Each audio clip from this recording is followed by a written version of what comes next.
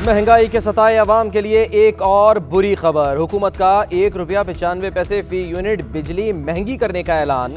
सारिफीन पर 200 अरब का इजाफी बोझ पड़ेगा। वफाकी वजीर तवानाई उमर अयूब खान ने बिजली महंगी करने की जिम्मेदारी नून लीग हुकूमत पर डाल दी। कहा कि नून लीग की हुकूमत आने वाली हुकूमत के लिए माशी बारूदी सुरंगें बिछा कर गई थी। नेपरा को बिजली महंगी करने का कह दिया। नून लीग के गलत फैसलों की वजह से ये इजाफा कई गुना ज्यादा बनता है। माजी की हुकूमत की वजह से बिजली महंगी करना पड़ी। जब से ये आया महंगाई की है, इन्होंने कोई चीज सस्ती नहीं की। तो 7वीं बार बिजली के रेट बढ़ रहे हैं, पेट्रोल महंगा हो गया है। किसी को कहने का फायदा तो है नहीं, करनी तो उन्होंने अपनी मर्जी। इनसे महंगाई से जोर दे, बाकी कोई काम नहीं निकलाता। रही कसर जो थी वो ये बिजली में निकाल दी है। गरीब आवाम किधर जाए। पेट्रोल बम गिराने के एक हफ्ते के अंदर बिजली की कीमतों में इजाफा बदतरीन अवाम दुश्मनी है। मरियम नवाज कहती हैं पेट्रोल और बिजली की कीमतों का असर जरूरियात जिंदगी की तमाम अशिया पर होता है। क्या हुकूमत ने अवाम को इस काबिल छोड़ा है कि वो नाअहली के अजाब का हर हफ्ते मुकाबला कर सकें? गरीब कैसे जिंदा रहे? पीपल्स पार्टी ने बिजली महंगी करने का फैसला मुस्तरद कर दिया। स्क्रूटनी कमेटी की कार्रवाई अवामी सतह पर नहीं हो सकती। फॉरेन फंडिंग केस का बगैर दबाव मेरिट पर फैसला होगा। इलेक्शन कमीशन ऑफ पाकिस्तान ने वाजे कर दिया। तर्जुमान इलेक्शन कमीशन का कहना है केस की समाअत तमाम फरीकों के सामने हो रही है। गैर ज़रूरी और शवाहिद के बगैर तबसरों से गुरेज किया जाए। स्क्रूटनी कमेटी अपनी जामे सिफारिशात इलेक्शन कमीशन को पेश करेगी। कमीशन खुली समाअत में सिफारिशात दोनों पार्टियों को मुहैया करेगा।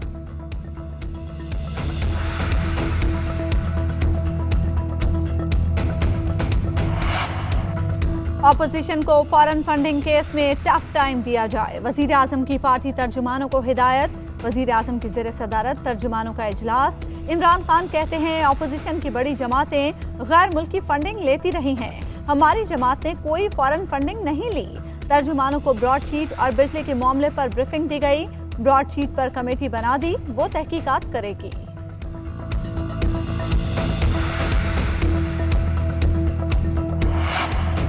नून लीग ने वजीर आजम का फॉरेन फंडिंग केस की बराह रास्त कवरेज का चैलेंज कबूल कर लिया। मरियम नवाज कहती हैं 7 साल बाद ओपन समात याद आई, थोड़ा सब्र करो, बहुत कुछ ओपन होने को है। ख्वाजा साद रफीक कहते हैं फॉरेन फंडिंग के बराह रास्त कवरेज पर कोई एतराज़ नहीं।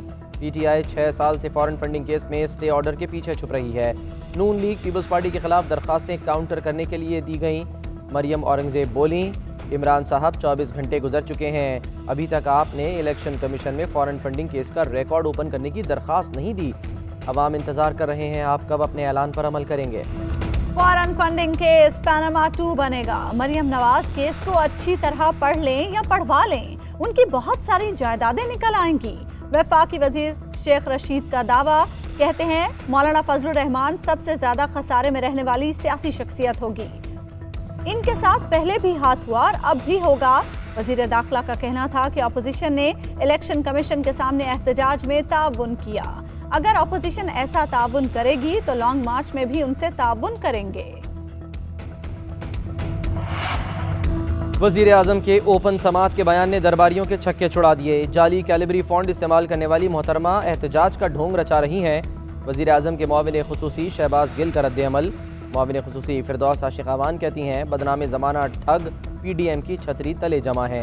राजकुमारी और शहजादे के अब्बा जान के अदवार में करप्शन के रिकॉर्ड कायम किए गए।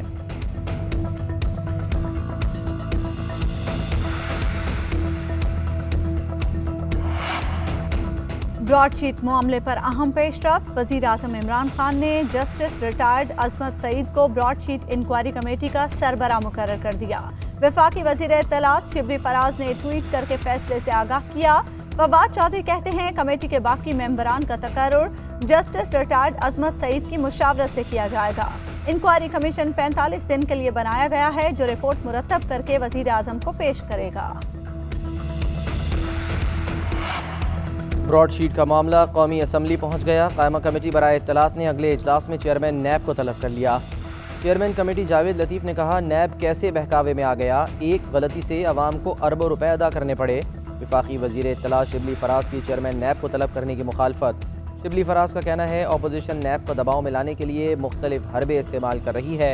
इत्तलात कमेटी में चेयरमैन नैब को बुलाने की बात मज़े का खेज़ है। PAC का भी नैब के जवाब पर अदम इत्मीनान का इजहार। ब्रॉडशीट और नैब के दरमियान मुआहिदे के खुसूसी ऑडिट का हुक्म। ब्रॉडशीट के सरबरा मूसवी के बयानात की तस्दीक और हक़ाइक़ जानने का भी हुक्म।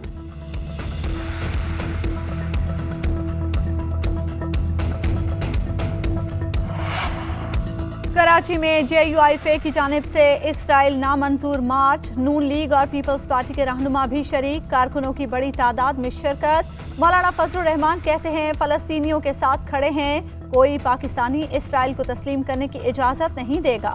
साबिक वज़ीर आज़म शाहिद खाकान अब्बासी कहते हैं मुल्क पर इसराइल को तस्लीम करने का बयानिया मुसल्लत करने की कोशिश की जा रही है। फ़लस्तीन और कश्मीर मुफाद का सौदा नहीं, एक नज़रिया है। कायदे आज़म ने भी यही कहा था कि इसराइल पाकिस्तान का दोस्त नहीं हो सकता। अवाम ने PDM को मुस्तरद कर दिया। NRO लीग रोज़ाना सर्कस लगाती है। PDM ने केसेस ख़त्म करके NRO मांगने का मुतालबा किया। आइंदा चंद दिनों में एक और पैनामा सामने आ जाएगा। वफाकी वज़ीर मवासलात मुराद सईद की अपोजिशन पर तनकीद। सूबाई वज़ीर फयाजुल हसन चौहान कहते हैं मौलाना इसराइल मुखालिफ जज्बात का गलत फ़ायदा उठाकर मनफी सियासत करना चाहते हैं। वज़ीर आज़म बार बार वाज़े कर चुके कि इसराइल को कबूल नहीं करेंगे।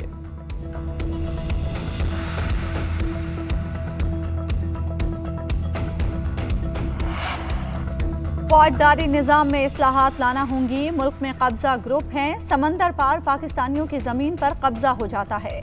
वज़ीर आज़म का लेटर ऑफ एडमिनिस्ट्रेशन विरासती सर्टिफिकेट के इजरा की तकरीब से खिताब। वज़ीर आज़म इमरान खान से उलमा और मशाइख की मुलाकात। उलमाए कराम ने वज़ीर आज़म इमरान खान को आलमी सतह पर इस्लामोफोबिया के खिलाफ मौक़िफ़ अपनाने पर ख़िराज तहसीन पेश किया।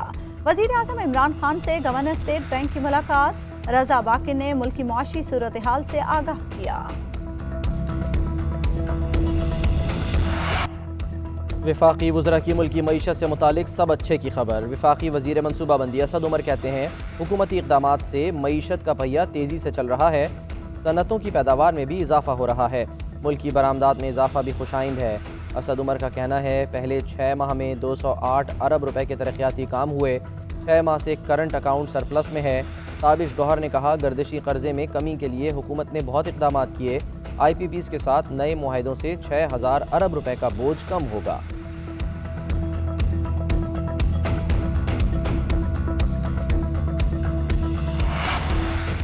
मईशत वेंटिलेटर पर है, हमारी गर्दन पर IMF का हाथ है। जो हुकूमत 950 रोज में कराची से कचरा ना उठा सकी वो करप्शन कैसे खत्म करेगी। अमीर जमात इस्लामी सिराजुल हक तहरीक इंसाफ हुकूमत पर बरस पड़े। कहा मुल्क पर इस वक्त भी मुफाद परस्त टोला मुसल्लत है, एहतसाब करना है तो सबका किया जाए।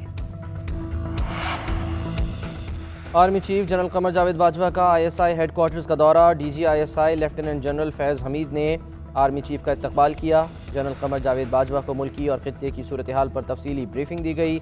आर्मी चीफ ने ISI की ऑपरेशनल तैयारियों को सराहा।